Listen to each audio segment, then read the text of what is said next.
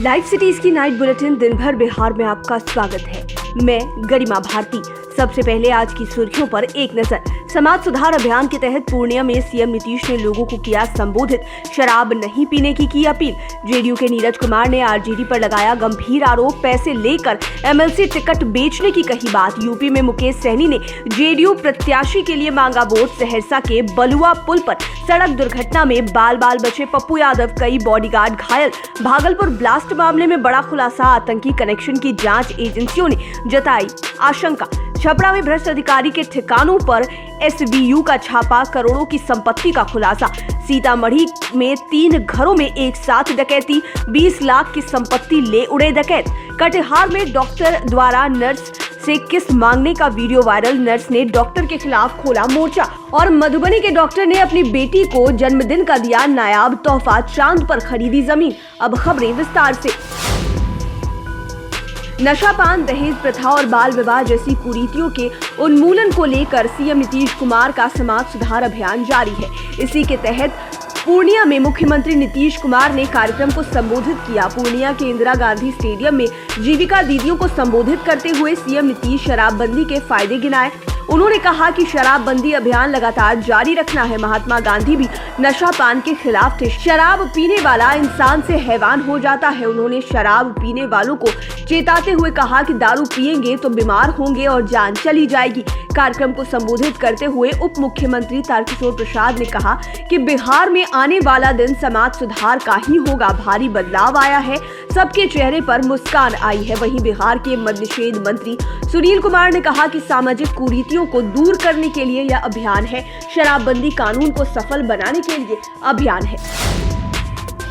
MLC चुनाव के लिए आरजेडी ने अपने उम्मीदवारों के नामों का ऐलान कर दिया है। वहीं एनडीए की ओर से भी अभी नामों का ऐलान नहीं हुआ है। इसी बीच जेडीयू की ओर से आरजेडी पर बड़ा आरोप लगाया गया है। जेडीयू प्रवक्ता नीरज कुमार ने एमएलसी चुनाव में पैसे लेकर टिकट देने का गंभीर आरोप लगाया है। नीरज कुमार ने कहा है कि आरजेडी ने पैसे लेकर एमएलसी उम्मीदवारों की घोषणा की है। साथ ही उन्होंने जीत का दावा करते हुए कहा कि एमएलसी चुनाव में आरजेडी प्रत्याशी को जीत नहीं मिलेगी। आपको बता दें कि 24 सीटों पर होने जा रहे एमएलसी चुनाव में आरजेडी और कांग्रेस अलग अलग चुनाव लड़ रही है। आरजेडी ने अपने उम्मीदवारों के नामों को घोषित कर दिया है। आरजेडी 23 सीटों पर एमएलसी चुनाव लड़ रही है, जबकि एक सीट माले के हिस्से में गई है।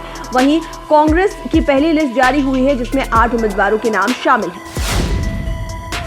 यूपी में आज शाम 7वें और अंतिम चरण का चुनाव प्रचार थम गया। मुकेश सहनी शनिवार को उत्तर प्रदेश में विधानसभा चुनाव के लिए जौनपुर जिले के मलहनी सीट से जेडीयू के उम्मीदवार पूर्व सांसद धनंजय सिंह के समर्थन में जनसभा करने उतरे और जनसभा को संबोधित किया। साथ ही जेडीयू उम्मीदवारों को लोगों से जिताने की अपील भी की। मुकेश सहनी ने सभा को संबोधित करते हुए कहा कि विश्वास के साथ कहता हूं कि यूपी में जो सरकार बनेगी, मजबूती से धनंजय जी हो या फिर हमारे वीआईपी पार्टी के प्रत्याशी सरकार को बताएंगे कि समाज में ये समस्या है, इसको दूर कीजिए। उत्तर प्रदेश में चुनावी सभा में मुकेश सहनी ने कहा कि हमको भी पता है कि आपका नेता कितना जिगर वाला है। अपने नेता को मजबूती से जिताने का काम कीजिए। हमें भी लग रहा है कि धनंजय जी जीतेंगे तो समाज का हर तबका आगे बढ़ेगा।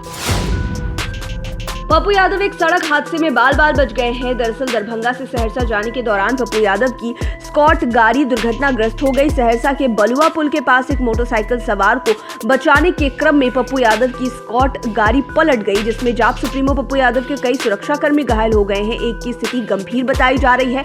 बताया जा रहा है कि एक मोटरसाइकिल सवार को बचाने के क्रम में पप्पू यादव की स्कॉट गाड़ी पलट गई, जिसके बाद वहां अफरा तफरी मच गई। इस हादसे में जाप सुप्रीमो पप्पू यादव के कई सुरक्षाकर्मी घायल हैं। एक की स्थिति गंभीर बताई जा रही है। घटना की सूचना मिलते ही स्थानीय लोगों की भीड़ वहां जमा हो गई। स्थानीय लोगों और पप्पू यादव के सहयोगियों की मदद से घायल सुरक्षा कर्मियों को अस्पताल पहुंचाया गया। पप्पू यादव ने कहा कि लाखों लोगों की दुआओं का कर्म है कि हम और हमारे साथी अभी बाल बचे हैं।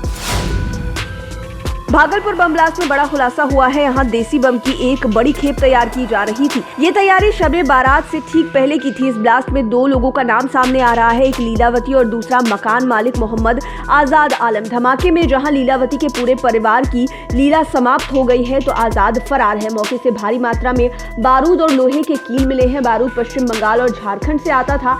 मामले की एटीएस और एसआईटी जांच कर रही है। नक्सली कनेक्शन की जांच भी की जा रही है। पुलिस इसकी तलाश तलाश में लगातार छापेमारी कर रही है। पुलिस की जांच में यह भी खुलासा हुआ है कि लोगों की नजरों में धूल झोंकने के लिए यहां दिन में वेल्डिंग और ग्रिल बनाने के साथ साथ डिस्पोजेबल कप प्लेट का कारोबार किया जाता था। शाम ढलते ही यहां बम बनाने का काम शुरू हो जाता था।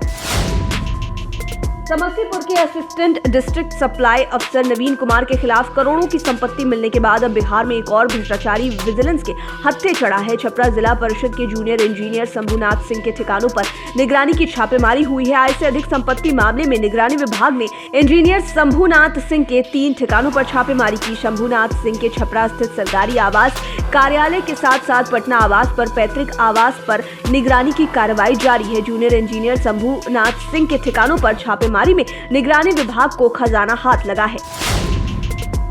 सीतामढ़ी में शुक्रवार को रात 3 किसानों के घर डकैती हुई। मामला जिले के कन्हौली थाना क्षेत्र के पनिया पोखर के दक्षिणी भाग का है। डकैतों ने दहशत फैलाने के लिए हवाई फायरिंग और बमबारी भी की थी। किसानों के घर में करीब 20 लाख रुपए की डकैती हुई है। ग्रामीणों ने बताया कि डकैत 20 से 25 की संख्या में आए थे। नकाबपोश डकैतों ने पहले पड़ोसियों के घर में कुंडी लगाई, फिर 2 घंटे तक डाका डाला। घटना को लेकर ग्रामीणों में काफी आक्रोश है। गृहस्वामी ने बताया कि डकैत अंदर घुसते ही सभी परिवार वालों को हथियार दिखाकर बंधक बना चुके थे। वहीं अगर वक्त रहते पुलिस घटनास्थल पर पहुंच जाती तो सभी गिरफ्तार हो सकते थे।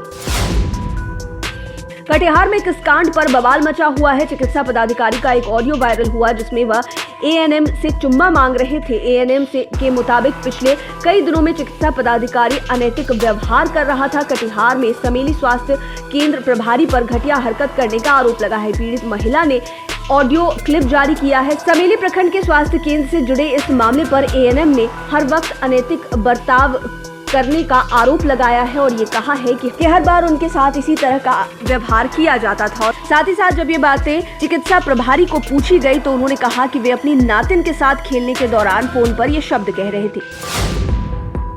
बिहार में सरकारी नौकरी का सपना देखने वालों के लिए खुशखबरी है। बीपीएससी ने राज्य सरकार के उच्च माध्यमिक विद्यालयों में 6421 पदों पर हेडमास्टर यानी कि प्रधानाध्यापक के पदों पर बहाली का नोटिफिकेशन जारी कर दिया है। 5 मार्च से ऑनलाइन आवेदन कर सकते हैं और ये अंतिम तिथि इसकी 28 मार्च 2022 तक की है। बीपीएससी को परीक्षा कराने की जिम्मेवारी दी गई है। हेडमास्टर का चयन लिखित परीक्षा के आधार पर ही किया जाएगा। प्राप्त उच्चतम अंकों के आधार पर एक मेरिट लिस्ट तैयार की जाएगी। इसमें कोई भी इंटरव्यू नहीं लिया जाएगा। आपको बता दें कि 6421 पदों में महिला उम्मीदवारों के लिए 2179 पद आरक्षित होंगे। मधुबनी के झंझारपुर के एक डॉक्टर दंपति ने अपनी बेटी को अनोखा गिफ्ट दिया है। डॉक्टर सुरविंदर कुमार झा और डॉक्टर सुधा झा ने अपनी बेटी आस्था भारद्वाज के लिए चांद पर 1 एकड़ जमीन खरीद दी है। यह तोहफा उन्होंने उसके 10वें जन्मदिन पर दिया है। कार्डियोलॉजिस्ट डॉक्टर सुरविंदर ने बताया कि हमारे खानदान में कई पीढ़ियों के बाद बेटी ने जन्म लिया है। बेटी का चेहरा चांद की तरह था, इसलिए चांद पर जमीन से क्या कम गिफ्ट होगा। 1.5 साल की कड़ी मशक्कत के बाद जनवरी 2022 में अमेरिका की लूना सोसाइटी इंटरनेशनल ने डॉक्यूमेंट भेजे। डॉक्टर झा ने बताया कि यह सोच हमें 2015-16 में गुजरात के एक व्यापारी से मिली। उन्होंने अपनी 6 माह की बेटी नव्या के लिए चांद पर जमीन खरीदी थी। लाइव सिटीज की नाइट बुलेटिन में फिलहाल इतना ही। खबरों की दुनिया में बने रहने के लिए हमारे चैनल को सब्सक्राइब करें। वीडियो फेसबुक पर देख रहे हैं तो पेज को लाइक करें, साथ ही साथ हमें ट्विटर पर जरूर फॉलो करें। धन्यवाद।